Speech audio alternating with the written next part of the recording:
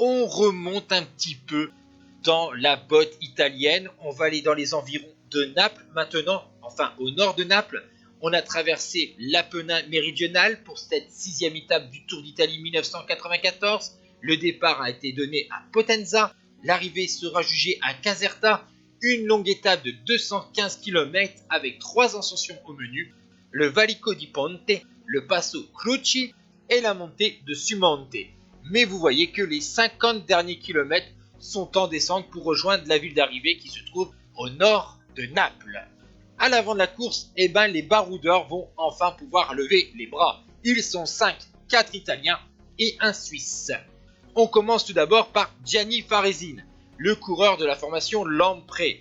29 ans, deuxième de la Classica San Sébastien en 1993. Avant le Tour d'Italie, il s'était imposé sur la 3e étape du Tour du Trentin. Ivan Gotti de la Polti, un grimpeur de 25 ans, deuxième du Tour d'Émilie 91 et deuxième du Baby Giro 90. Marco Saligari, 29 ans, de la MG Magnifico. Excellent chasseur d'étapes sur le Giro d'Italia puisqu'il a remporté la 16e étape en 92 et la 17e en 93. Massimo Girotto, le plus expérimenté, 33 ans, de la ZG Mobili, vainqueur de 2 étapes du Tour de France, d'une étape de la Vuelta et de la 20e étape du Giro 93. Et l'intrus, le Suisse Heinz Imboden, qui court au sein d'une formation italienne, la Breccialat. C'est un Suisse qui a remporté 2 étapes du Tour de Suisse en 91 et deuxième du Tour méditerranéen 93 comme beau fait d'armes.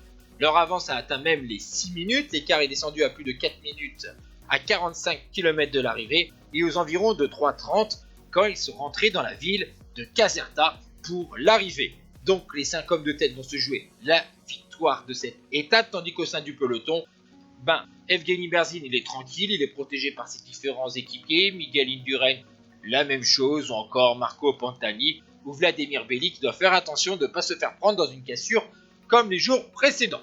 Et donc on est dans la ville d'arrivée et le premier entre guillemets à lâcher mentalement qui tente sa chance en solitaire, c'est Gianni Faresini de la Lamprey. Il va réussir à s'échapper et prendre 5 secondes d'avance derrière Ivan Gotti, le jeune grimpeur de la Polti, essaye de partir tout seul pour essayer de rejoindre le puncher de la Lamprey. Derrière on reconnaît le grand gabarit de Massimo Girotto accompagné de Imboden et de Saligari.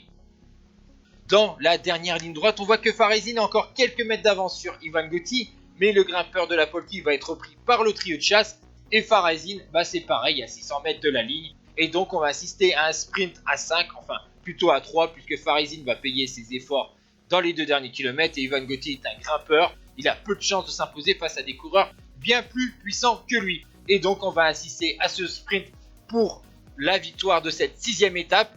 Nous sommes après 5 heures et 39 minutes de course et le plus rapide est largement, il s'agit de Marco Saligari qui s'impose donc pour une 3e fois sur le Tour d'Italie. Il devance Massimo Girotto et Imboden.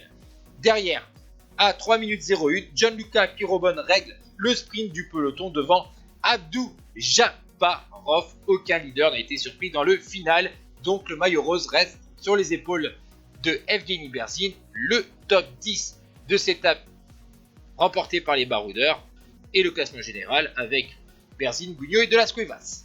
Ciao tout le monde.